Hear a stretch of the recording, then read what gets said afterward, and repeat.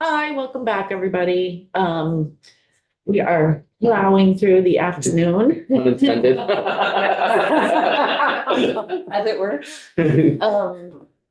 So we are moving on. We are introducing a new topic, and we have three separate bills on our wall that all sort of deal with the just the broader topic.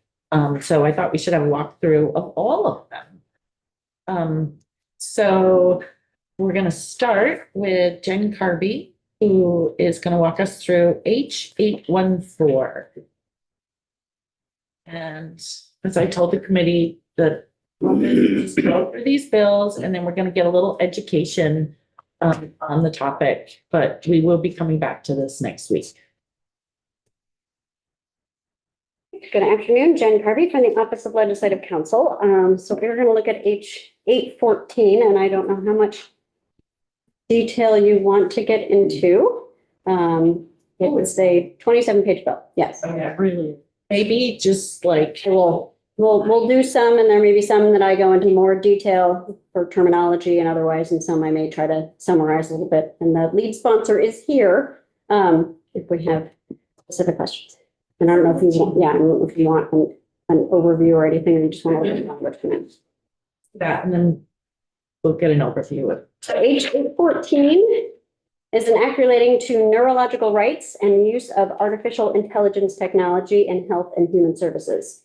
Starts out with intent, but I think it's probably important to look at in more detail.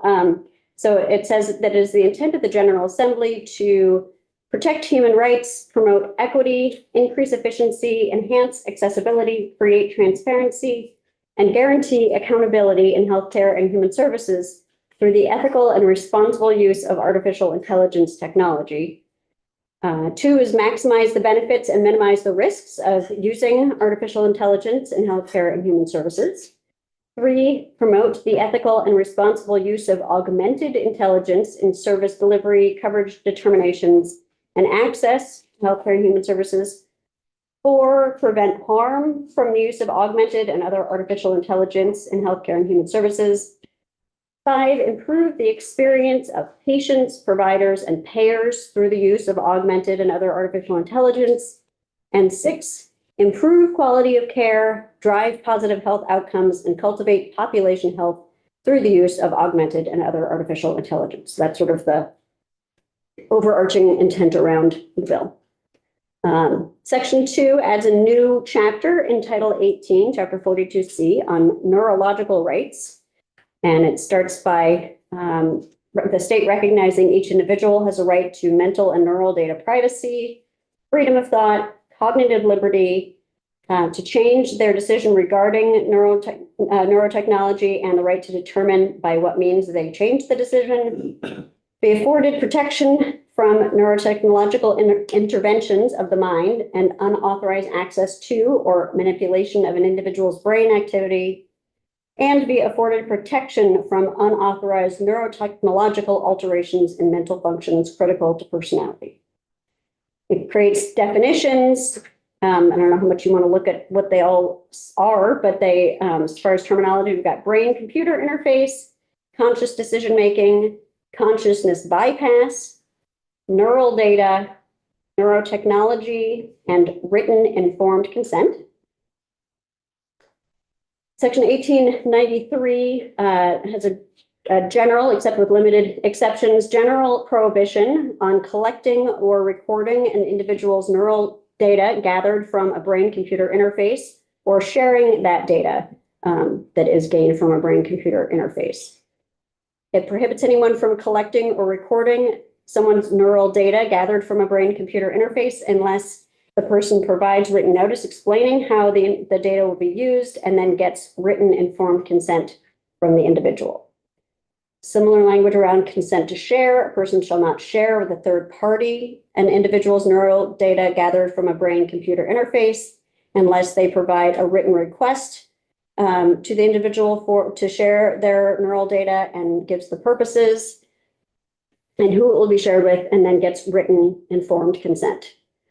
Revocation of consent, this allows somebody who has provided written and informed consent, allowing their neural data to be collected, recorded, or shared, allows them to revoke at any time by providing written notice of their intent to revoke.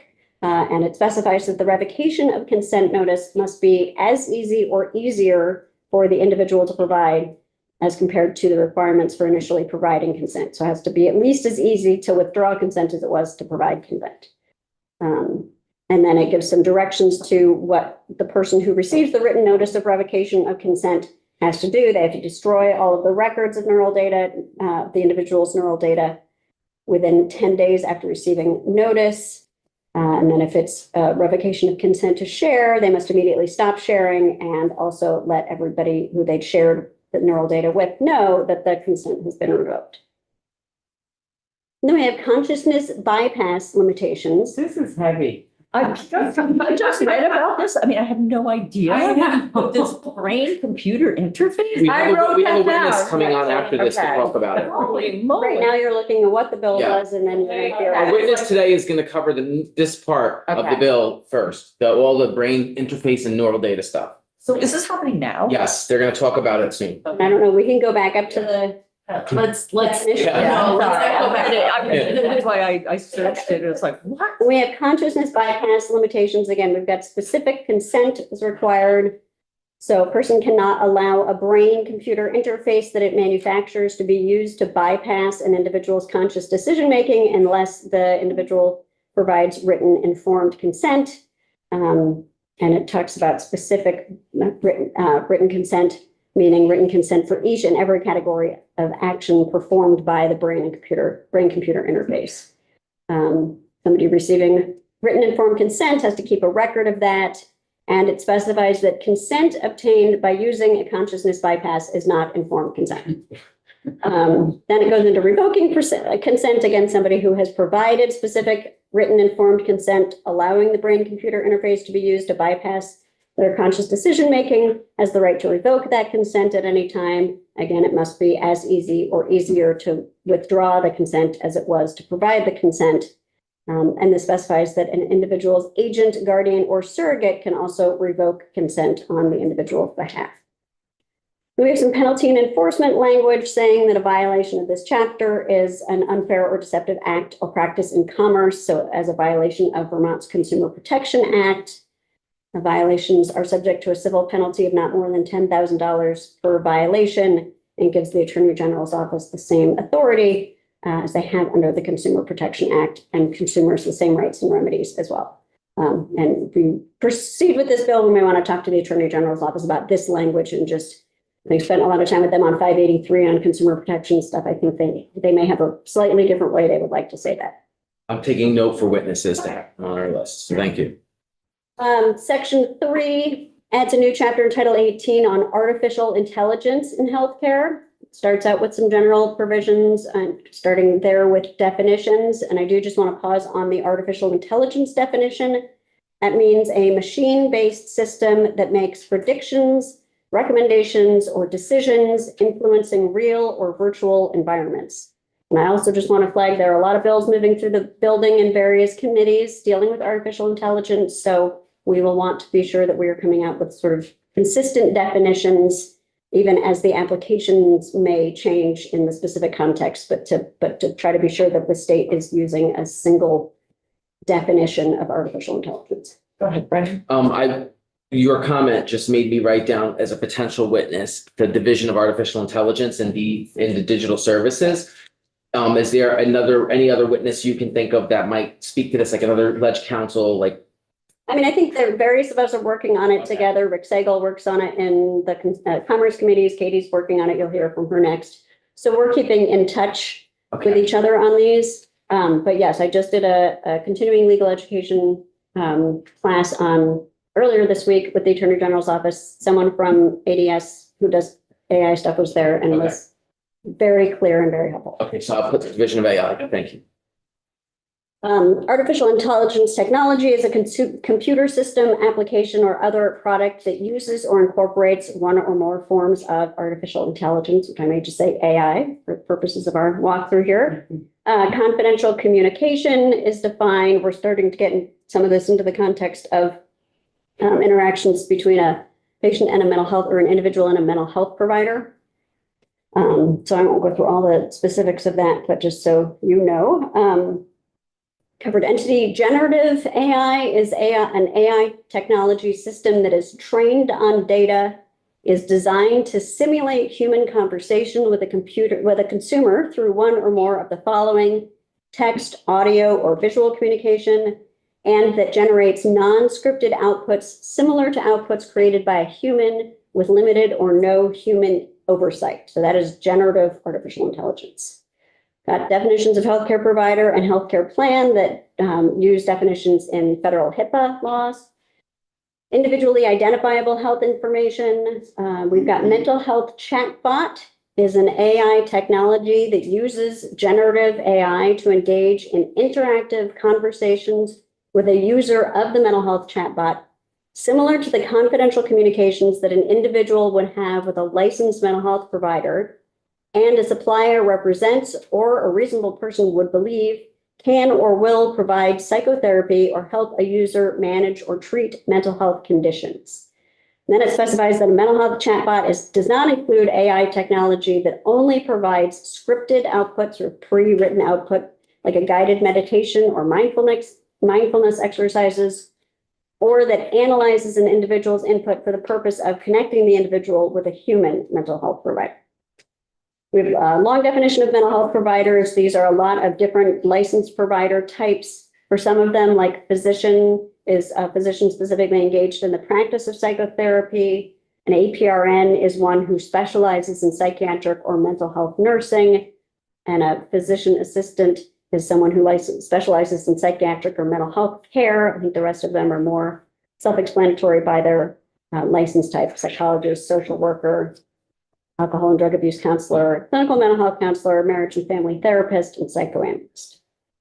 We've got personal data. We have scientific research development, supplier, and user input is input content provided to a mental health chatbot by a Vermont user. Oh, and then a Vermont user is an individual located in Vermont at the time they are accessing or using a mental health chatbot.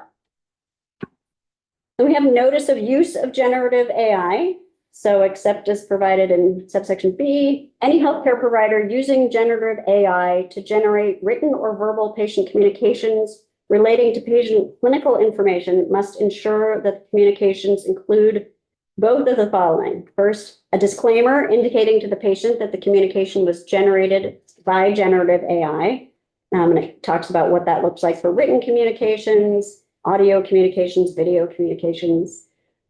Then clear instructions on how the patient can contact a human healthcare provider, employee of the healthcare facility, clinic, physician's office, or office of a group provider or other appropriate person.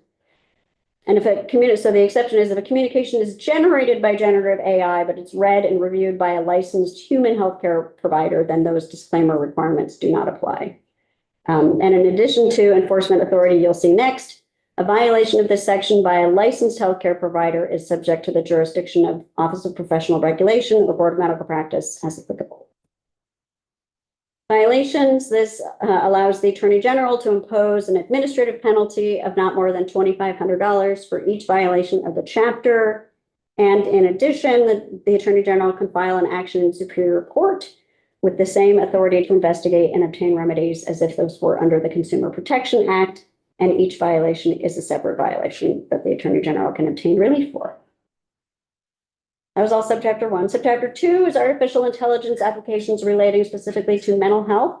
And the first part of this is around protection of personal information of mental health chatbot users. Except as provided in subdivision 2, a supplier of a mental health chatbot shall not sell to or share with any third party any individual identifiable information of a Vermont user or user input of a Vermont user. That does not apply, this says, to individually identifiable health information that is requested by a healthcare provider with the consent of the Vermont user, provided to a health plan of a Vermont user upon the user's request, or shared in compliance with subsection B. Subsection B allows a supplier to share individually identifiable health information if it's necessary to ensure the effective functionality of the mental health chatbot with another person that the supplier has a contract with related to the functionality. And when sharing information under that exception, the supplier and other person must comply with the applicable privacy and security provisions of HIPAA, what these two parts of the Code of Federal Regulations are, as if the supplier were a covered entity, which is a defined term, and the other person was a business associate, as those terms are defined in the HIPAA law. So basically putting those under the types of requirements of HIPAA. Then there's restrictions on advertising to mental health chatbot users. This prohibits a supplier from using a mental health chatbot to advertise a specific product or service to a Vermont user in a conversation between the Vermont user and the mental health chatbot, unless the chatbot clearly and conspicuously identifies the advertisement as an advertisement and clearly and conspicuously discloses to the user any sponsorship, business affiliation, or agreement that the supplier has with a third party to promote, advertise, or recommend a product. It prohibits a supplier of a mental health chatbot from using a Vermont user's input to determine whether to display an advertisement for a product to the user or service to the user unless the advertisement is for that mental health chatbot itself, or using the input to determine a product, service, or category of product or service to advertise to the Vermont user, or customize how an advertisement is presented. And nothing in this section should be construed to prohibit a mental health chatbot from recommending that the user seek psychotherapy or other assistance from a licensed healthcare provider, including a specific licensed healthcare provider. 9763 is the disclosure requirements for mental health chatbots. This would require a supplier of a mental health chatbot to cause the chatbot to clearly and conspicuously disclose to a Vermont user that the chatbot is an artificial intelligence technology and not a human. And it talks about when in their communications, the disclosure must be made before the user can access the features of the chatbot, at the beginning of any interaction with the Vermont user if the user hasn't used the chatbot within the previous 7 days, and anytime the user asks or otherwise prompts the chatbot about whether artificial intelligence is being used. Section 9764 talks still about mental health chatbots, and here we've got some affirmative defenses. So it is an affirmative defense to liability in an action for unlawful or unprofessional conduct brought against a supplier by the Office of Professional Regulation or Board of Medical Practice. If the supplier demonstrates that's okay, that the supplier meets all of the following conditions. The supplier created, maintained, and implemented a policy that we'll look at next. The supplier maintains documentation about how it developed and implemented the mental health chatbot that talks about various components of that development. They filed a policy with the Office of the Attorney General, and the supplier complied with all of the requirements of the filed policy at the time of the alleged violation. So it's an affirmative defense if they kind of take the steps that are these certain steps that are required if they are subject to discipline by the licensing board. A policy described in subdivision A1 must meet the following requirements. It must be in writing. It must clearly state the intended purposes of the mental health chatbot and its abilities and limitations. Describe the procedures by which the supplier ensures that qualified mental health providers licensed in Vermont or in other states or both are involved in the development and review process, ensures the chatbot is developed and monitored in a manner consistent with clinical best practices, conducts testing prior to making the chatbot publicly available and ongoing thereafter to make sure that the output of the chatbot poses no greater risk to a user than that posed to an individual in psychotherapy with a licensed mental health provider. They identify reasonably foreseeable adverse outcomes and potentially harmful interactions that could come from using the mental health chatbot, provide a mechanism to report any potentially harmful interactions, implement protocols to assess and respond to the risk of harm, detail actions to be taken to prevent or mitigate adverse outcomes or potentially harmful interactions, implement protocols to respond in real time to acute risk of physical harm, reasonably ensures regular objective reviews of safety, accuracy, and efficacy, provide users with necessary instructions on the safe use of the chatbot, ensures users understand they're interacting with artificial intelligence, and that they understand the intended purposes, capabilities, and limitations of the chatbot, prioritize user mental health and safety over engagement metrics or profit, implement measures to prevent discriminatory treatment of users, and ensure compliance with the security and privacy protections in HIPAA as if the supplier were a covered entity, and applicable consumer protection requirements that we've been looking at. To file a policy with the Office of the Attorney General, under this section, the supplier, the chatbot, and talks about what they have to provide to the office, including a $100 filing fee. And then it specifies that the affirmative defense does not apply only in an administrative or civil action alleging unlawful or unprofessional conduct by a mental health provider. And nothing in the section is construed to prohibit the Attorney General, OPR, or the Board of Medical Practice from bringing an action alleging unlawful or unprofessional conduct against a supplier or recognizing, or that they must recognize a mental health chatbot as a licensed mental health provider. Subchapter 3 is coming out of the mental health specific context, and now we have artificial intelligence applications relating to health insurance. And this is use of artificial intelligence in utilization review. This requires that a health plan that uses, and it's a broad definition, that uses an artificial intelligence algorithm or other software tool for purposes of utilization review or utilization management functions based in whole or in part on medical necessity, or that contracts with or otherwise works with an entity that uses these, shall ensure all of the following. That the AI algorithm or other software tool bases its determination on the following information as applicable: the covered individual's medical or other clinical history, the specific clinical circumstances presented by the requesting healthcare provider, and other relevant clinical information contained in the individual's medical or other clinical record. And they must require that or ensure that the AI algorithm or other software tool does not base its determination solely on a group data set. Must ensure that their criteria and guidelines comply with our health insurance laws, our healthcare administration laws, and other applicable state and federal laws. That the AI algorithm or other software tool does not supplant healthcare provider decision-making. That the use of the AI algorithm or other software tool does not discriminate against covered individuals in violation of state or federal law. That the AI algorithm or other software tool is fairly and equitably applied, including following anything from the U.S. Department of Health and Human Services. That it is open for inspection for audit or compliance reviews by DFR and other state agencies and departments.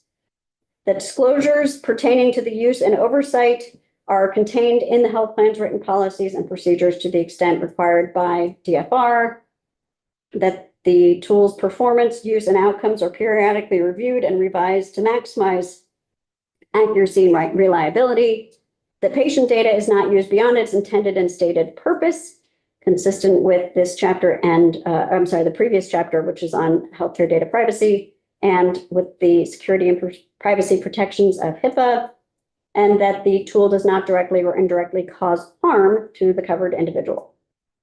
Notwithstanding A, the use of a tool shall not deny, delay, or modify healthcare services based in whole or in part on medical necessity. And it specifies that a determination of medical necessity must be made only by a licensed human healthcare provider who is competent to evaluate the specific clinical issues involved in the healthcare services requested by reviewing and considering the requesting provider's recommendation, the medical or other clinical history, and specific clinical circumstances. It applies to utilization review or utilization management functions in all stages, prospective, retrospective, and concurrent review requests for covered healthcare services. Almost done. Section 4 amends the Artificial Intelligence Advisory Council. So it makes some modifications. This is just a confirming change, but makes some modifications to the membership. So instead of, there's a list of members you don't see between 1 and F there. But this modifies the member with experience in the field of ethics and human rights from being appointed by the governor to appointed by the National Association of Social Workers, Vermont chapter. In H, it eliminates the Commissioner of Health or designee as a member and instead has a member with experience in public education appointed by the Vermont NEA. Adds one member with experience in healthcare appointed by the Vermont Medical Society. Adds the Secretary of Human Services or designee, and adds the State Treasurer or designee.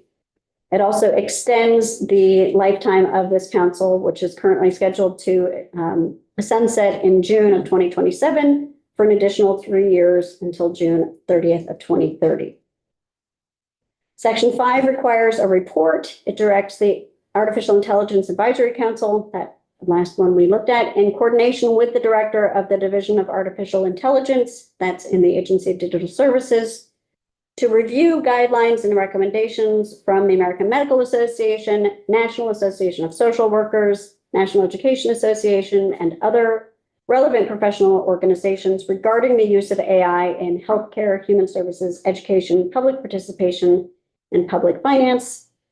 Research existing and potential uses of AI in public participation processes and public finance, and create opportunities for public education and engagement in the development of AI policy. The written report is due by January 15th of 2027, comes to the General Assembly, and it must recommend any additional statutory changes to further the purposes of this act, summarize any additional ways government can promote the ethical and responsible use of AI technology in health and human services and in education, propose pilot projects to improve public engagement in public finance using ethical and responsible AI technology, and identifying any reasons for further delaying or removing the new 2030 sunset on the Artificial Intelligence Advisory Council. And finally, the act would take effect on July 1st. Wow, in 30 minutes, you did it. We did not start until like 5 Yeah. after. You did great. Didn't we just Jen. have a discussion this morning about how you can't quantify the value of legislative council? Yes. Say it again. I think we just saw a Yes. perfect example. Yep. So for the sake of time, Yes. I would like to, because we're going to talk about this next week, unless people have questions for Jen now, explain some of this to people next week, like some of the rationale of this, because it'll take up time now and I want to get through the other bills. And we have a witness who's going to cover the first part of the bill today. But the additional sections are going to need their own time. And Daisy and I are going to work together on that. I've been making a list of witnesses. And if there's anyone you want to hear from, let us know. I guess I got a question. Yeah. Where did this bill come from? I will answer that quickly today, that I researched all of the AI legislation that has passed in the United States in the last 2 years related to healthcare. And I picked things from various states. I picked a mental health chatbot law from a state. I'll tell you the state later. I picked a utilization and review piece from another state. And I picked the generative AI piece from a state.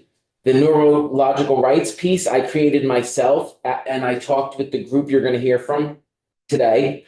And the final part of this I created after talking with the Agency of Digital Services, when they pointed out that the council's going to sunset and that there's not enough members of the public on. It's all government. It's all like government. We can look at this later in detail at the current statute and you'll see what I mean. It's all like the governor's people. And they said they needed healthcare and education people on there. And so this was my attempt of adding some healthcare and education members to the council. And then I asked them to write the report, because anything we missed in here, they could come back with next year and say, here's additional things Vermont should do to protect our people. So, but the idea of the bill was me wanting to introduce an AI bill that would be comprehensive and bring Vermont up to speed. In fact, not just up to speed, but match us, go beyond what other states did to protect people. Thank you. It was my idea though, no one came to me, like it was my own, Okay. bill, yeah. So, In a nutshell, does this save money? Will it save money and will the outcomes, is that the intent of this? that's, if you look at the intent section, that is one of the pieces of intent. To save money and to increase It's, outcomes? it's to improve the functioning of the system, to improve efficiency, but also to protect human rights at a time when you're going to hear in a little bit about how they're threatened right now. Okay. Just to revisit the very beginning, it started with intent. It's in the first page or two. Yes. Yeah, I was, So, It's a list. Yeah. 6 things. I got So- buried in all the other It's okay. stuff, like brain And computer. we'll come back to it. interface. We're gonna come back to this in Okay. chunks. We're gonna come back to it in chunks Okay, over the next week. So don't stress. That's what I was saying earlier. Don't stress today because this is an overview. I'm Okay. stressed. Brian's That's a lot. gonna get us a one pager on the bill, Alan. Do you need some rose water? to Brian's help? gonna make us a one pager on the bill that just summarizes it, That will help. right? I can do that. And we're gonna do section by section over the next week and look at it in pieces. So thanks, Jen, for such Thank a you, quick Jen. and thank you. detailed. I'm glad you're thinking about it like this. So, I really am. It's scary, but we'll deal with it. Okay, now we're gonna have Katie.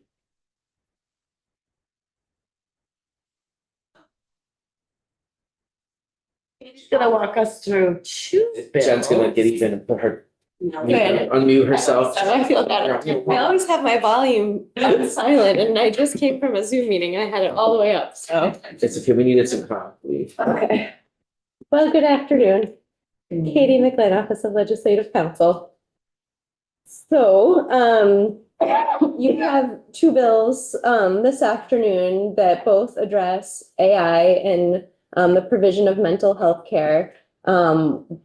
When sort of ensuring that mental health care is provided by a person and that therapeutic decisions are made by a person. And that also create carve-outs when AI is appropriate in the mental health profession for more administrative purposes. There's also language in these bills that would prohibit, for example, a company from advertising a mental health service in the state that was actually provided through AI. Do you have a preference which bill we start with? Let's go in numerical order and start with 644. Sure.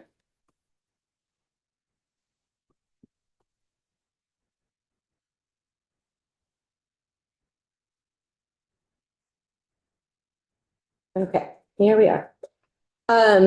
So this this bill starts out with findings. I'm not sure if you're tight on time. Would you like to go through the findings? Would you like me to sort of skip down a little bit? We summarize them somehow. Does our witnesses at 2:15, are they here now or they cannot be here till 2:15? Okay, you have until Okay. 2:15. So you have a finding that individuals are increasingly using chatbots to receive unlicensed therapy from large language models. And researchers from the Stanford Institute for Human-Centered Artificial Intelligence, Carnegie Mellon, University of Minnesota, Twin Cities, University of Texas evaluated AI systems against clinical standards for therapists, finding that commercially available therapy chatbots responded inappropriately to various mental health conditions, encouraged delusions, and failed to recognize crises contrary to best practice. In subdivision 2, researchers at the Center for Countering Digital Hate found patterns of ChatGPT advice pertaining to mental health, eating disorders, and substance use disorders on topics such as how to safely cut yourself, pills for overdose, restrictive diet plans, appetite suppressing medications, personalized plans for getting drunk, and how to hide intoxication at school. The chatbots also generated a suicide plan and goodbye notes to family. In subdivision 3, deaths by suicide have been reported after the deceased's use of an artificial intelligence tool, including an individual 14 years of age who died by suicide after suicidal conversations with the chatbots. And an individual 13 years of age was encouraged to take his own life by a chatbot. Top of page 3, purpose. Is the purpose of this act to safeguard individuals seeking mental health services in Vermont from psychological harm, including death by suicide, by ensuring that these services are delivered by mental health professionals and not AI systems. And then that brings us to section 3. Section 3 governs on unprofessional conduct, and this is a whole list of what constitutes unprofessional conduct for different professions. And so being added to this list is for any mental health professional misuse of AI pursuant to language that we will be looking at. in section 4, we're in title 18. This is prohibited uses of AI. We're also going to look at a section in title 6, which is our title that regulates professions. So you'll be seeing that, but in title 18, the health title, we have some definitions that you'll see again, but we have a definition for AI to mean any machine-based system, software, or algorithm that, depending on human objectives, is capable of perceiving an environment through data acquisition and then processing and interpreting the derived information to take action or to imitate intelligent behavior, such as natural language processing, pattern recognition, predictive analytics, offering recommendations, or making decision-making. Subdivision 2 defines mental health services, meaning peer support, counseling, therapy, psychotherapy, used to diagnose or treat an individual's mental or behavioral health, provide ongoing recovery support, including providing therapeutic decisions, issuing direct therapeutic communications, generating treatment plans or recommendations, or detecting or interpreting emotions or mental states. And then a definition of therapeutic communication we'll see later on. And this is the section that a person, corporation, or entity shall not offer, provide, or advertise mental health services in the state that use AI in whole or in part, except as authorized in Title 26. So this is the prohibition on the use of or the advertisement of mental health services that use AI, except we have carve-outs within the profession portion of the bill for things like administrative support or transcribing. And then you have language in subsection C. This is language you see throughout the VSA. This is a violation of this section is a violation of the Consumer Protection Act. And the AG has the authority to conduct investigations, bring civil actions, etc. And this top of page 5 has a sentence: each violation of this section shall carry a civil penalty of $10,000 as set forth in statute. So one thing we have going here is that this section, the section we'll look at next, are enforced by different entities, which is in part why they're divided up. So this providing or advertising mental health services by a corporation or an entity, this is enforced by the AG's office. The next section we'll look at is underneath OPR. So it'd be OPR that would be doing the enforcement on a mental health professional in the state who wasn't conforming with the statutes governing their profession. So that's where we are in section 5. This creates a new chapter generally about AI and regulated professions, imagining that AI issues are going to come up for lots of professions in the future, not just for mental health providers. And within this new chapter that's being created, there's a subchapter on general provisions. Here we have definitions of AI that might apply, across multiple professions. And then we have a subchapter that is specific to AI and the practice of mental health. So we've already looked at the definition of AI in this bill. This is the same definition. And then we have our subchapter on specific to mental health professionals, prohibited uses of artificial intelligence in therapeutic settings. And we have some definitions.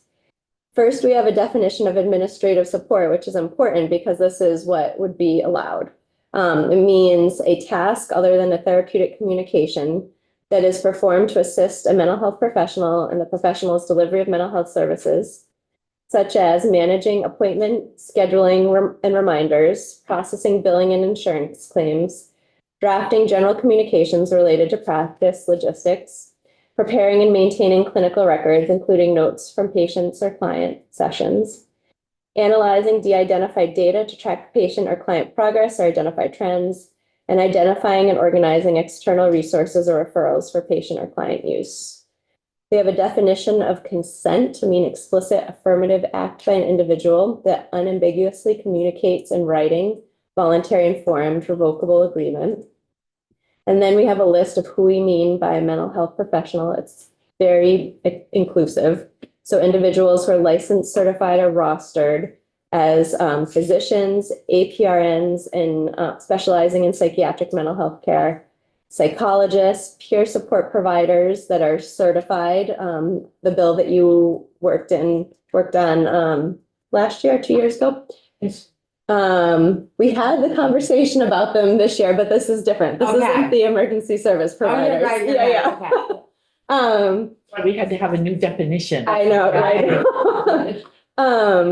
Let's see, social workers, alcohol and drug abuse counselors, clinical mental health counselors, marriage and family therapist, psychoanalyst, applied behavior analyst, a non-licensed or non-certified psychotherapist, non-certified psychoanalyst, and any other profession that provides mental health services. So this is a very broad definition of mental health service providers who the restrictions on the use of AI for therapeutic decision-making would apply to.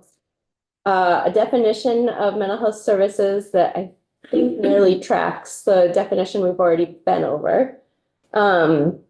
Therapeutic communication is worth spending some time on because this is sort of distinguishes what is administrative work and what is the actual clinical work that's happening.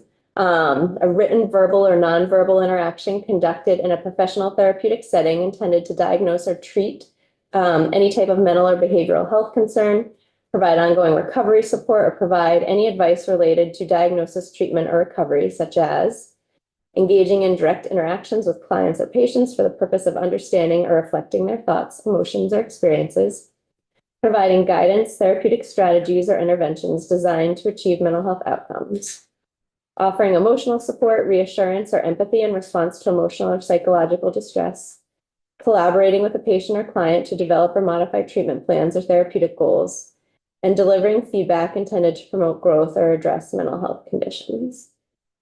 In subsection B, we have a list of permitted uses for AI in the practice of mental health. So a mental health professional can use AI for administrative support to the extent that the professional reviews and assumes responsibility for all tasks performed by, outputs created by, and data use associated with AI.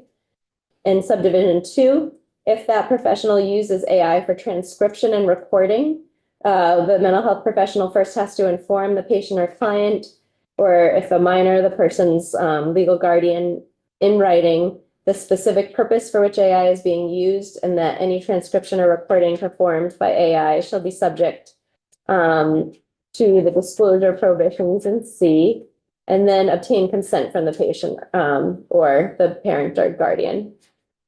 At the top of page 9, confidentiality. Any administrative support tasks conducted using artificial intelligence shall be subject to disclosure prohibitions that are already in statute, including transcription and recording. And then in D, we have a list of what's prohibited. So for a mental health professional, they're not allowed to use AI in the state to make a therapeutic decision, to issue a therapeutic communication, and that we have a definition for that, generate a treatment plan or recommendations, or detect and interpret emotions or mental states. Person is also not allowed to offer, provide, advertise mental health services in the state that use AI in whole or part, except as provided in the list of exceptions in subsection B. And this takes effect on passage. So that's the first bill. I'll stop sharing and I'll pull up the other one.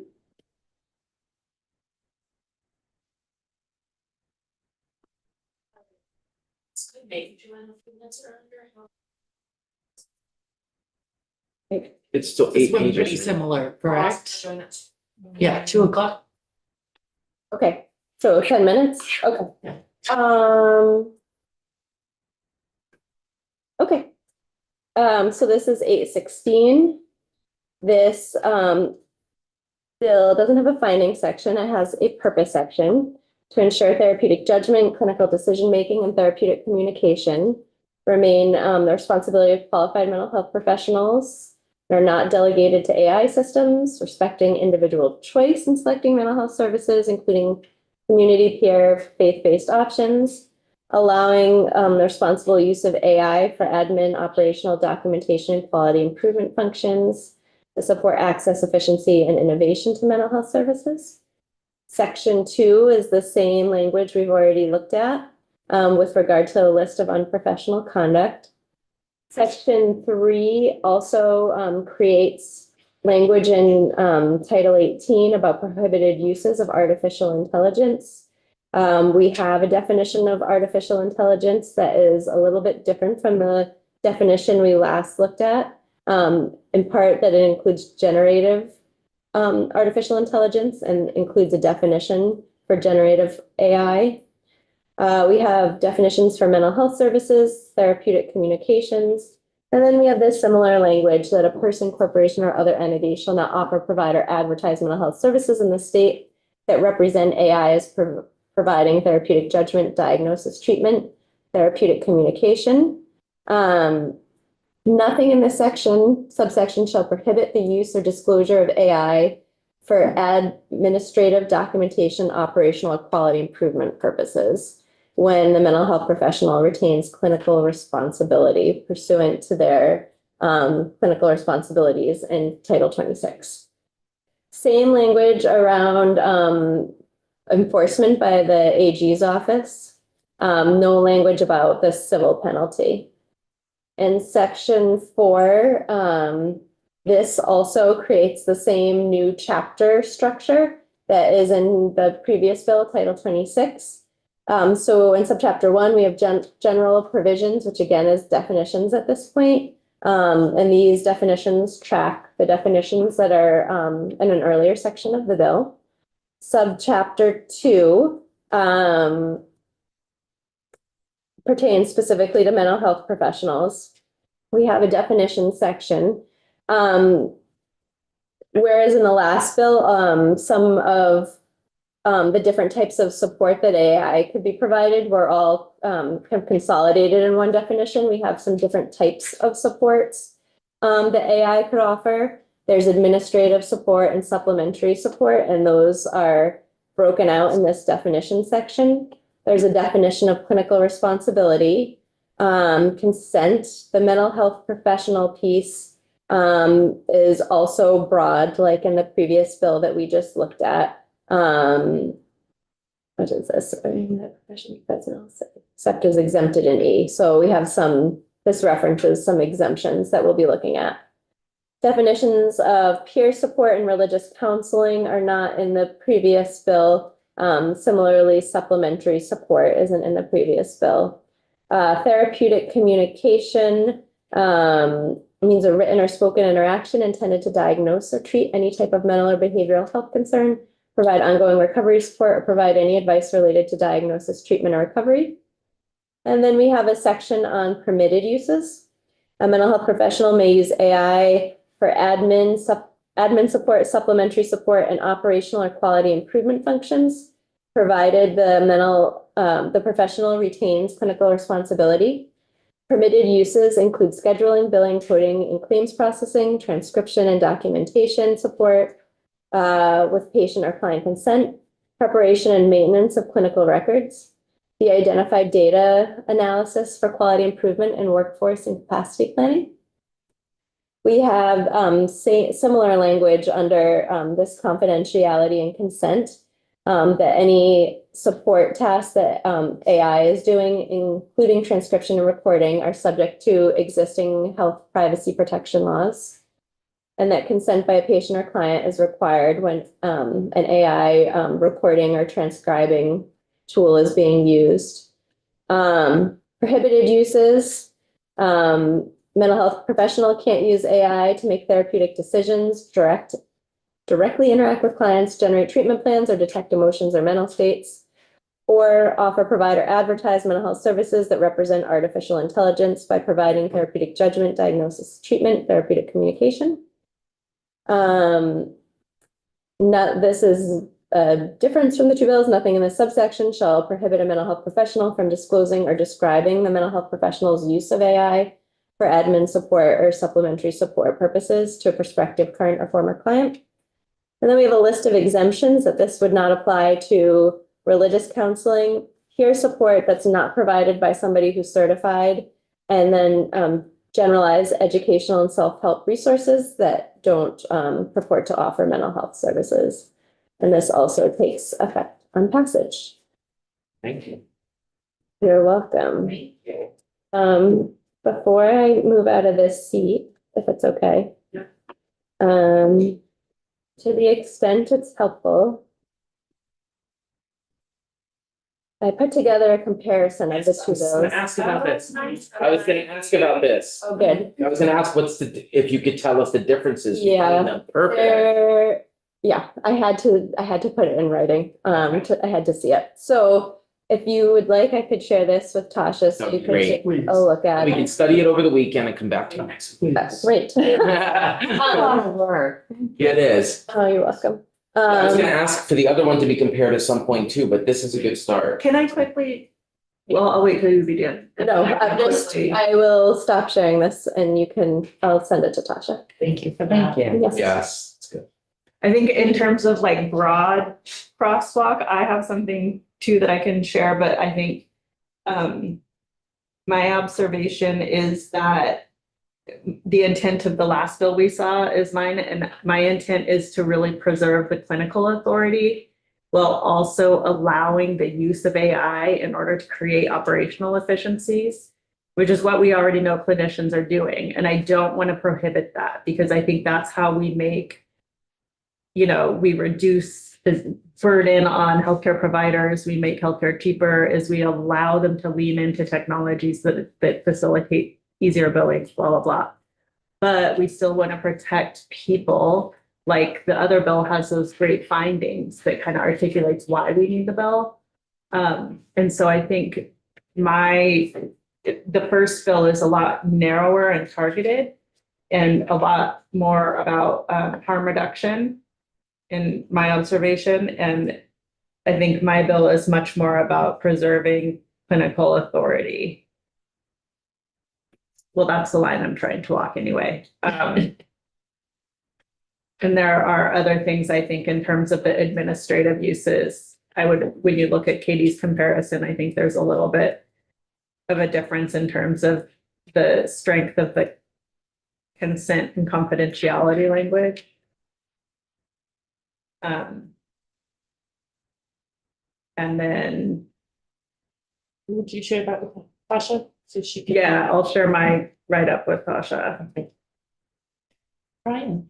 So thank you for that comparison. I think that something everyone could see is that the three bills all have a section, mental health they all relate to mental health chatbots. And that 814 goes further. And so it's my hope that we can look at the various sections separately and that we would have time to dig into this mental health chatbot issue in here, because I'm already hearing from people who have concerns about various ways that the different bills are approaching it. So I think we need to make space to hear those. And it might be one of those situations where we look at all the concerns about mental health chatbots and look at where we find consensus and build on it, but we may not get everyone to agree. And it can get complicated over like little details. So we'll probably need to have testimony just on that. But I think the thing coming up next is going to be only relevant to the first bill we saw, which is about neurological rights, and hoping people, will be able to focus on that today and put the other stuff aside till next week. And then we'll come back to those other sections. Sounds great. Because it's too much to do it all in one big pile